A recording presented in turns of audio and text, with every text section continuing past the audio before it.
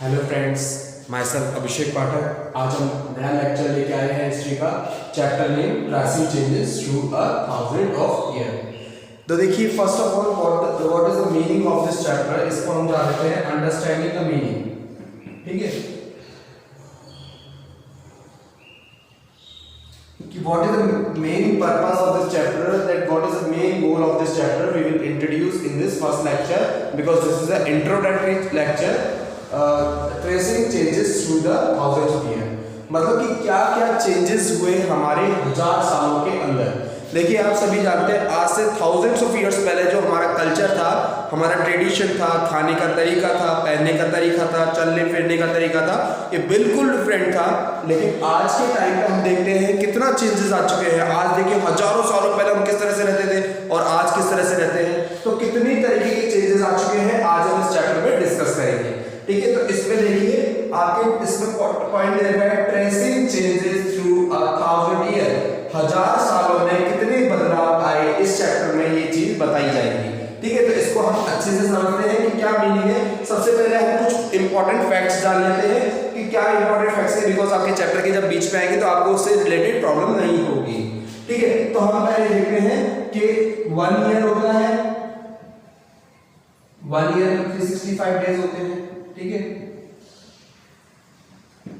अच्छा ऐसे 10 years 1 decade होते हैं, 1 डिकेड में 10 ईयर्स होते हैं। 1 सेंचुरी में 100 ईयर्स होते हैं। एंड हम थाउजेंड्स ऑफ ईयर्स की बात करें तो कितनी सेंचुरीज हो जाएंगी, 10 सेंचुरी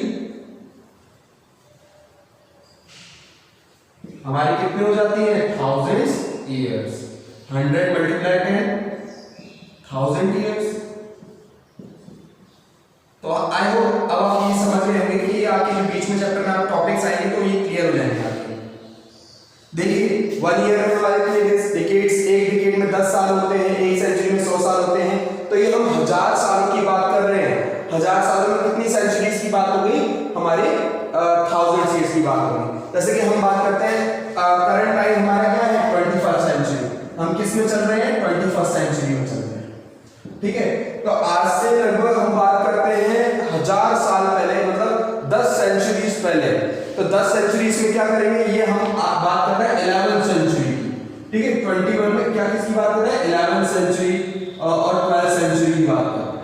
तो इस टाइम पे और इस टाइम पे कितना चेंजेस आ गया, कितने चेंजेस आए, ये हम इस चैप्टर में पढ़ेंगे। देखो, आप खुद ही समझ सकते हो कि कितने चेंजेस आ चुके होंगे। पहले राजा हुआ करते थे, रूल किया करते थे पूरी प्रजा के ऊपर, लेकिन अब पहले मोनार्की हुआ करती थी। मतलब मोनार्की का मतलब होता है राजा रूल किया करते थे, लेकिन अब डेमोक्रेसी है जहाँ पे प्रजा रूल करती है, मींस पब्लिक रूल करती है। तो आपको समझ में आ गया होगा। अब ये इस चीज से आपको क्लियर हो गया होगा कि नहीं, हम जो भी अब पढ़ेंगे, हम सेंचुरीज पढ़ेंगे। सेंचुरी कितने ईयर से, 100 ईयर से। तो हम यहाँ पे थाउजेंड्स ईयर्स की बात कर रहे हैं, थाउजेंड्स की मतलब 10 सेंचुरी की बात कर रहे हैं। तो आज से 10 सेंचुरीज पहले किस तरह का रहने का तरीका था, किस तरह से लोग रहा करते थे, कैसी उनकी लाइफस्टाइल थी, इस सभी से रिलेटेड हम आज डिस्कस करेंगे। ठीक है, तो अब आपको ये समझ में आ गया। अब हम आगे चलते हैं। देखिए, आपके टॉपिक वाइज चलते हैं। तो आपको पहले हिस्ट्री का ये पहला चैप्टर है। आपने 6th क्लास में भी हिस्ट्री का चैप्टर पढ़ा होगा, लेकिन हम थोड़ा सा हिस्ट्री की डेप्थ में जाकर इसको समझने की कोशिश करेंगे। देखिए, हिस्ट्री क्या होती है। फर्स्ट ऑफ ऑल, ये आपकी हिस्ट्री का एक तरह से बेस है। देखिए, अगर आप इस चैप्टर को अच्छे से समझ जाएंगे तो आपके आने वाले जो चैप्टर्स हैं आपको बड़े ही इजी लगेंगे, काफी इजी लगेंगे। ठीक है, history can be classified into the 3 types. History जो है वो हम 3 तरीके से उसको डिवाइड करते हैं।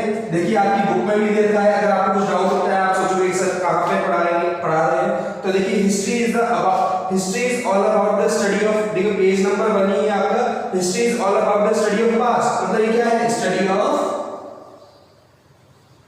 पास्ट।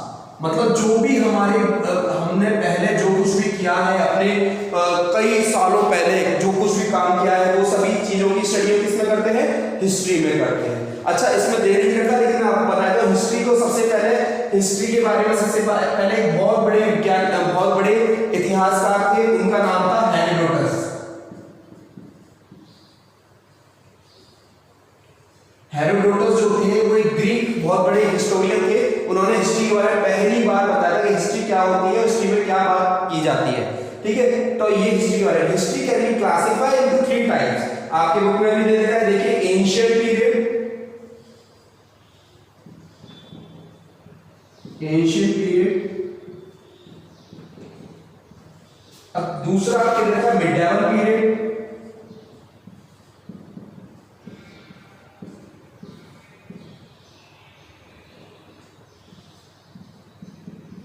और now the third and the last modern period.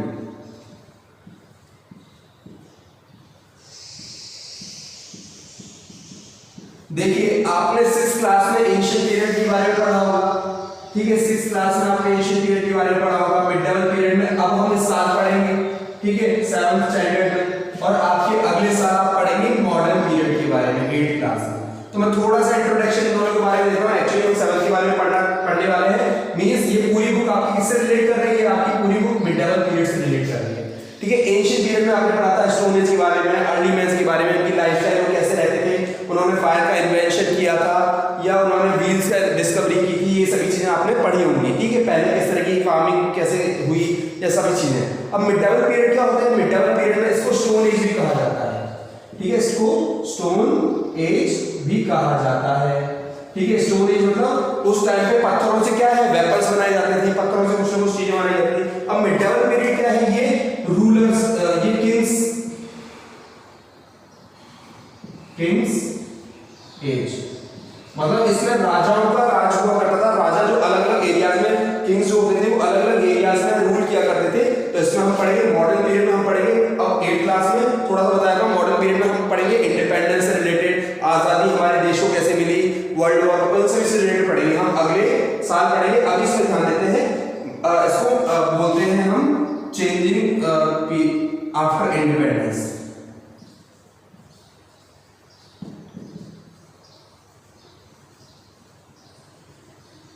ठीक है, अब यहां देखिए इस चैप्टर पे हम इस पर फोकस करने वाले हैं, तो इसी पे ध्यान दीजिए। देखिए इसमें 7 जो है हमारी कौन सी एज के बीच में बात हो रही है, 700 CE टू 1800 CE। अच्छा, आपको एक नया वर्ड लग रहा होगा, CE क्या होता है सर, CE बताइए। ठीक है, ये एक तरह से एज होती है, कैसे होती है आपको थोड़ा सा यहां पे मैं बता देता हूं, एक मिनट रुकिएगा।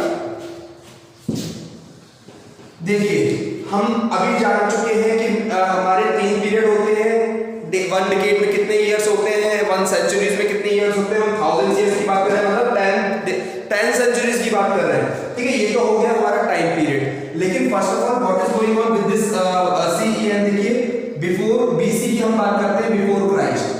ठीक है, और इसको BCE भी कहा जा सकता है। ठीक है, BC का मतलब क्या होता है, बिफोर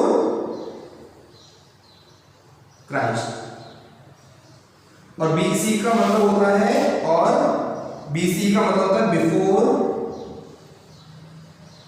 कॉमन इरा, इरा कहते हैं काल को। ठीक है, BC या BC का मतलब होता है बिफोर क्राइस्ट, मतलब ईसा मसीह जो जीसस क्राइस्ट होते थे, क्रिश्चियन लोग किसकी पूजा करते हैं, जीसस क्राइस्ट की पूजा करते हैं, वही जो सूली पर चढ़ा दिए गए थे। ठीक है, अब बिफोर क्राइस्ट जो है और बिफोर कॉमन इरा, मतलब ये बिफोर BC मतलब ईसा मसीह से पहले का जो टाइम था वो तो हमारा कहलाता है BC या BCE। और ठीक है, अब दूसरा है AC। ठीक है, AC या हमारा CE कॉमन इरा। ठीक है, इसको इस तरह से कहा जा सकता है, AC मतलब आफ्टर क्राइस्ट, एनो डोमिनी, ठीक है, AD कहा जाता है इसको, एनो डोमिनी, और इसको कॉमन इरा। ठीक है, ये जीसस क्राइस्ट के बाद का। ठीक है,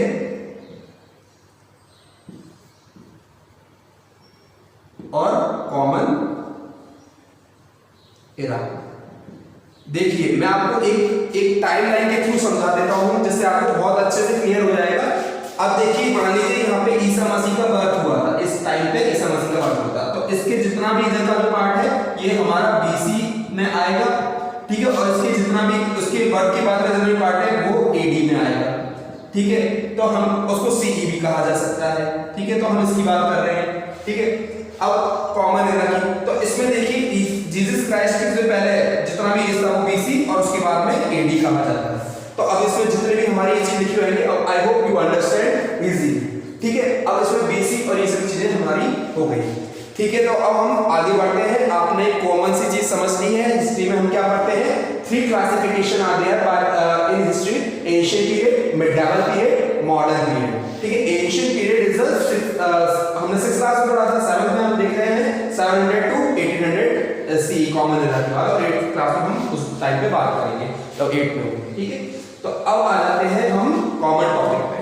देखिए आपके इसमें दे रखा है stepping in. History is all about the study of past. History किसके बारे में बात करती है, हमेशा हमारे जो भी हमने पुराने टाइम पे जितना भी जो कुछ भी काम किया है, जो भी डिस्कवरीज की हैं, उसके बारे में हिस्ट्री में पढ़ते हैं। If we get to the far of the past we find no material evidence. हमें क्या है, कोई भी मटेरियल हमें पता नहीं है। देखिए सब लोग प्रिडिक्ट ही कर सकते हैं कि ऐसा हुआ होगा या ऐसा हुआ था, लेकिन एक्चुअल में किसी को नहीं पता, क्योंकि ये प्रिडिक्टेशन है, ये अनुमान लगाया जा रहा है कि ऐसा हुआ होगा शायद। ठीक है, तो ये एक तरह से इमेजिनेशन है। ठीक है, तो हिस्ट्री में क्या है, हमें कोई एक एविडेंस नहीं है, हमारे पास कोई एक तरह से सबूत नहीं है कि एक्चुअल में सच में ऐसा ही हुआ होगा। ठीक है, but as we come closer to the present time, लेकिन अब हम प्रेजेंट टाइम में देखते हैं तो कई सारे रिकॉर्ड्स हमें देखने को मिलते हैं। हमारे पुराने टाइम से देखिए कई स्क्रिप्ट्स देखने को मिलती हैं, मैन्युस्क्रिप्ट्स हैं जो कि जमीन में गड़ी हुई, हमें जब हम उसको खोजने के बाद जब हम उसको देखते हैं, तो जब हमें उसको जो प्रूफ मिलते हैं, उससे हमें प्रिडिक्टेशन को हम एक तरह से प्रूफ के तौर पर कन्वर्ट कर सकते हैं। अच्छा, तो ये ऐसा ही हुआ होगा, I think so, it's just going on just like that. ठीक है, तो ये सब चीजें इस तरह से हम पढ़ते हैं। तो इसमें भी देखो दे रखा है 3 periods, ancient period, medieval period and modern period. This class is all about the medieval period. History में आपको सिर्फ मिडिवल पीरियड के बारे में बताया जाएगा। देखो बहुत ही इंटरेस्टिंग चैप्टर होने वाला है, कई राजाओं के बारे में पढ़ेंगे, राजाओं ने कैसे कैसे लड़ाइयां लड़ी है, बहुत सारी चीजें देखिए, बहुत मजा आने वाला है। तो आप प्लीज कंटिन्यू रखिएगा। ठीक है, as you already knew that Arabs came into the, देखो हमारा जो इंडिया था, इंडिया पहले क्या कहा जाता था, देखिए इंडिया जो था पहले एक तरह से गोल्डन बर्ड कहा जाता था। क्या कहा जाता था, गोल्डन बर्ड, सोने की चिड़िया कहा जाता था। सोने की चिड़िया मतलब कोई इंडिया कोई पंख नहीं थे उसके जो उड़ जाता था। ठीक है, सोने की चिड़िया का मतलब ये है कि गोल्डन बर्ड, मतलब यहाँ पे इतनी ज्यादा वेल्थ थी, इतना ज्यादा प्रॉस्पेरिटी, इतना सब कुछ था यहाँ पे कि लोग यहाँ पे कोई भी ज्यादा गरीब नहीं था। ठीक है, सभी के पास कुछ ना कुछ वेल्थ थी, प्रॉस्पेरिटी थी, ग्लैमर था, ये सब कुछ था। ठीक है, तो हम इंडिया जो है वो गोल्डन बर्ड के नाम से जाना जाता था। ठीक है, तो अब हम इसको देख लेते हैं। अब जब सोने की चिड़िया कहा जाता था, सब लोग अमीर थे। अब देखिए बाहर के जो जितने भी देश होंगे उनको लालच आएगा, उनको ग्रीड आएगा कि क्यों ना हम इस इंडिया पे अपना एक तरह से इन्वेट करें, इसको इस पे आक्रमण करें और इसको एक तरह से अपने अंडर में ले लें, कॉलोनाइज कर लें। कॉलोनाइज भी पढ़ेंगे हम क्या होता है। ठीक है, तो कॉलोनाइज होगा किसी दूसरे देश को अपने अंडर कर लेना, आक्रमण करके। ठीक है, उसको जीत लेना।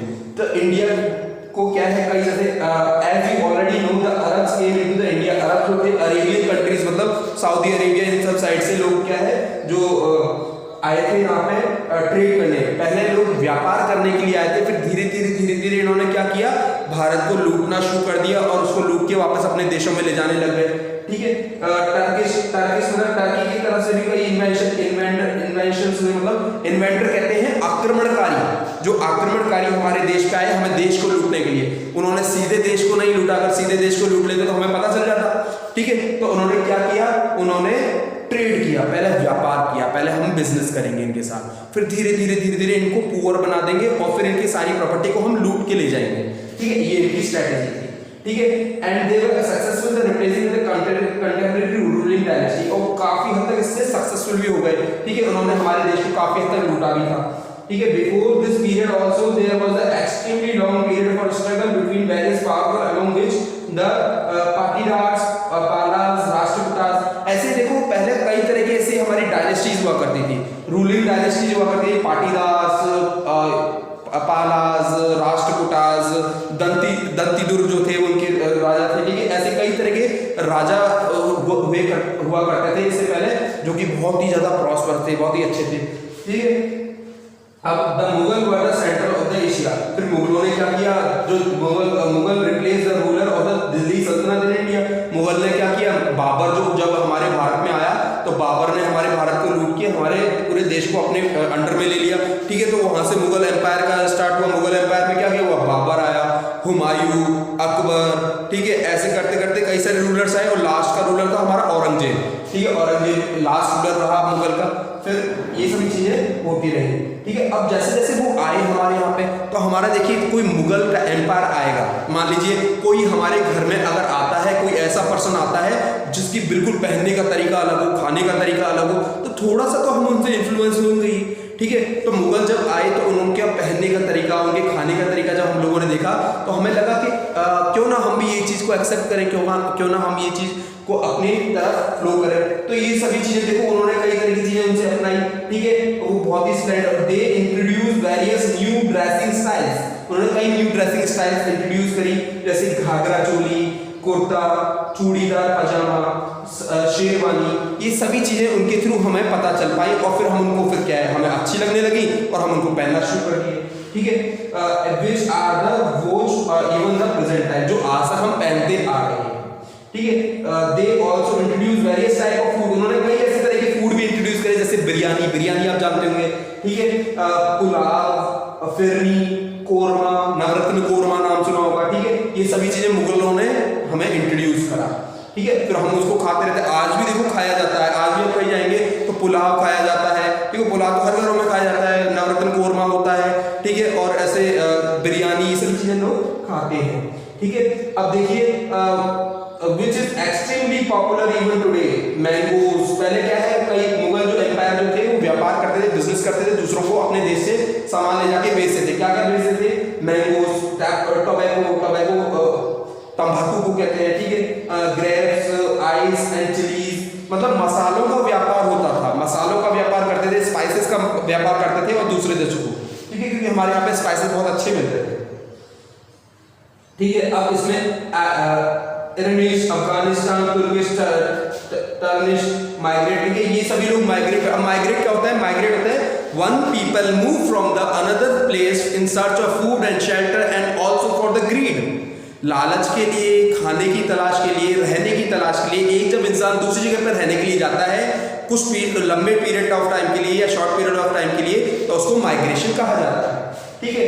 तो इसमें देखिए they came from the distant place in the Turkey, इसमें क्या है, टर्की जो माइग्रेट करके इंडिया में आए कई through out of this period, इस टाइम के अंदर क्या है हजारों सालों पहले की बात कर रहे हैं, हजार साल में कितने सेंचुरीज होती हैं, 10 सेंचुरीज होती हैं, 1 सेंचुरी में कितने ईयर्स होते हैं, 100 ईयर्स होते हैं, 1 डिकेड में कितने ईयर्स, 1 डिकेड में कितने ईयर्स होते हैं, 10 ईयर्स होते हैं। याद रखना बेटा, ये चीज बहुत अच्छी आगे जाके काम आने वाली है, आपको इजी लगेगी। बीसी को बीसी क्या होता है, बिफोर क्राइस्ट, ईसा मसीह से पहले का टाइम, एडी और सी क्या होता है, एनो डोमिनी, मतलब ईसा मसीह के बाद का टाइम, समझ में आ गया आपको, ठीक है। अब हिंदुस्तानी, गुजराती, कन्नड़, मराठी, राजस्थानी, उड़िया, असमी, बंगाली, देखो आज भी बोली जाती है, वेस्ट बंगाल में बंगाली बोली जाती है, असम में असमी बोली जाती है, उड़ीसा में उड़िया बोली जाती है, राजस्थान में राजस्थानी, मराठी मतलब महाराष्ट्र में मराठी बोली जाती है, कर्नाटका में कन्नड़ बोली जाती है, गुजरात में गुजराती, और हिंदुस्तान तो एक तरह हिंदुओं का स्थान है, एक तरह से हिंदू धर्म सनातन धर्म का कहा जाता है, मतलब एक तरह से बहुत ही पुराना धर्म माना जाता है हिंदू धर्म, ठीक है। तो ये सभी चीजें हमारे होती हैं, उस टाइम पे ये बहुत ज्यादा पॉपुलर होने लगी, ठीक है। किस टाइम पे, आज 1000 साल पहले, हम किस चैप्टर की बात कर रहे हैं, आज क्या चेंजेस हुए हजारों साल पहले, तो हम पूरी बात कर रहे हैं आज से 1000 साल पहले ही ये चेंजेस हुए होंगे, ठीक है, 10 सेंचुरीज पहले, मतलब 11 to 12 सेंचुरीज के आसपास की बात कर रहे हैं हम, ठीक है। उर्दू जो थी, जब अरेबियन और पर्शियन जो स्क्रिप्ट क्या है, जब मुगल यहाँ पे आए तो उर्दू लैंग्वेज भी एक तरह से पॉपुलर होने लगी, उर्दू लैंग्वेज भी लोग बोलने लगे, तो ये सभी चीजें इसमें होने लगा, ठीक है। अब histories record exist in various language, historical record, देखिए हिस्ट्री का रिकॉर्ड क्या है, अलग अलग लैंग्वेज में लिखा हुआ जाता है, मुगल लोगों ने उर्दू में लिखा होगा, ठीक है, किसी ने राजस्थानी राजपूतों में लिखा होगा, किसी ने किसी तरीके से लिखा होगा, ब्रिटिशर्स ने इंग्लिश में लिखा होगा, तो ये सभी चीजें अलग अलग लैंग्वेज में लिखी गई, which have changed considerably over the year, जो जैसे जैसे सेंचुरीज चेंज होती गई, ये भी चेंज होते गए, लोगों की इजीली जैसे वो समझ सके उस लैंग्वेज को। Medieval Persian, for example, is different from the modern Persia. The difference is not just with the regard of the grammar or the vocabulary, but the meaning of words also change over time. क्या है, अब जैसे जैसे centuries बदलती जाती है, लोगों के बोलने का तरीका बदलता जाता है, ठीक है। अब बोलने का तरीका बदलता है, वोकैबुलरी उनकी मतलब सभी चीजें बदलती चली जाती है, तो वैसे वैसे जैसे जैसे टाइम पीरियड के हिसाब से लैंग्वेज चेंज होती गई, लोगों की स्क्रिप्ट्स में भी चेंज होने लगे। मतलब उनकी जो वो जो स्क्रिप्ट्स हमें मिली थी ना, जहाँ से हमें खोज करके पता चल पाता है कि हिस्ट्री में क्या हुआ था, आज से पहले क्या हुआ था, वो सभी चीज़ें हमें एक किसी पाम ट्री लीव्स पे मिलती है, या किसी बार्क पे लिखी हुई मिलती है, या किसी स्टोन पे लिखी मिलती है, वो सभी स्क्रिप्ट्स कहलाती है। ठीक है, अब इसमें देखिए let's take them Hindustan for example, today we knows India. पहले हिंदुस्तान के नाम से जाना जाता था। आपने भरत का नाम सुना होगा, भरत जो थे, ठीक है, राजा दुष्यंत के जो बेटे थे उनके नाम पे भरत का नाम भरत से भारत का नाम रखा गया। फिर हिंदुओं की मेजोरिटी ज़्यादा थी तो फिर इसका नाम हिंदुस्तान पड़ गया। फिर ठीक है, हिंदुस्तान एक तरह से मुगलों ने, बाबर ने एक तरह से हिंदुस्तान नाम रखा था। बाबर जब हमारे यहाँ पे आया था तो उसने हिंदुस्तान नाम रखा था। ठीक है, अब जैसे फिर ब्रिटिशर्स आए तो उन्होंने उसका नाम इंडिया रख दिया। ठीक है, अलग अलग तरीके से नाम बदलते रहे, मतलब चेंज होता रहा। हजारों सालों में धीरे धीरे चेंजेस होते रहे, मतलब नाम भी चेंज हुए, खाने का तरीका भी चेंज हो गया, पहनने का तरीका भी चेंज हो गया, बोलने का तरीका चेंज हो गया। आज देखो मैं शर्ट पहन के या जीन्स पहन के या किस तरह से जाता हूँ, आज से पहले क्या शर्ट जीन्स पहनी जाती होगी? नो। आज से पहले क्या होता था? धोती कुर्ता, ठीक है, लहंगा चोली, इस टाइप की चीजें पहनी जाती थी। तो देखो कितना चेंजेस हो गया है। आज हम कैसे हो गए? आज हमारे पास टेक्नोलॉजी है। क्या आज से पहले टेक्नोलॉजी थी? Is impossible. ठीक है, ये पॉसिबल ही नहीं हो सकता। ठीक है, अब देखिए, अब इसमें country that is early 16th century Babur use them Hindustan. 16th century में बाबर ने हिंदुस्तान का यूज किया। उनके अकॉर्डिंगली क्या कहा जाता था कि जो फ्योना, जो भी मतलब जितने पेड़ पौधे हैं, ठीक है, और जितने भी इनहेबिटेड होता सब कॉन्टिनेंट, मतलब जो लोग हैं, एक तरह से ये सभी लोग क्या है, इंडिया का ही पार्ट है। इंडिया के हिसाब से कहा जाता था कि जो एक तरह से ये इंडस रिवर है, गंगा प्लेन्स है, इसके आसपास का पार्ट ही हिंदुस्तान है, क्योंकि उन्होंने उधर तक वो पहुंचे नहीं थे तो उसको ही हिंदुस्तान का रूप मानते थे। ठीक है, the blaze headman is called ग्रामी। ठीक है, ब्लेज का जो हेडमैन, आज पंचायत सरपंच होता है ब्लेज का हेड, तो उस टाइम पे क्या है, ग्रामी कहा जाता था उसको, जो ब्लेज का जो हेड होता था। ठीक है, while now we come to know that मुकदमा, और जहाँ पे वो क्या है, वो साथ में बैठ के सारे ग्रामीणी बैठ के न्याय करते थे, जज करते, वो लॉ न्याय करते थे, जज करते थे लोग दूसरे लोगों को, उसको मुकदमा कहा जाता था। मतलब आज हमारे यहाँ पे सरपंच होते हैं, पंच होते हैं, जो पंचायत के अंदर क्या है, न्याय करते हैं। आज से पहले ग्रामीणी हुआ करते थे जो कि मुकदमा किया करते थे, किसी पेड़ के नीचे बैठ के या कहीं पे बैठ के पूरे गाँव का, ठीक है, वो डिसीजन लिया करते थे कि इज दैट राइट और रॉन्ग, और how we can punish someone or not, how we can secure someone from the another riots etc. ठीक है, अब देखिए तहसीलदार हुआ करते थे, चौधरी, सेनापति, ये सभी हुआ करते थे। ठीक है, अब इसमें देखिए रूलर्स, इसमें दिया रहता है निजाम, नवाब। अब जो मुगल जब आए तो उसके अंदर क्या है, निजामुद्दीन, औलिया और नवाब बनने लगे। ये एक तरह से उपाधि दी जाती थी। जैसे हमारे यहाँ पर अकबर को कैसे कहा जाता है कि मोहम्मद जलालुद्दीन अकबर आ रहे हैं, ठीक है, या महाराणा प्रताप महाराणा का दे दिया गया उपाधि। ऐसी उपाधि दी जाती थी। वैसे मुसलमानों को नवाब की, निजाम की उपाधियां दी जाती थी जब वो जीत के आते थे बड़े बड़े वॉरों को। ठीक है, in the middle period the foreigner for the strange appears in the given place someone who was not a part of the society and culture. ठीक है, फॉरेनर जो थे एक तरह से हमारे एक तरह से कहा जाता है स्ट्रेंजर थे,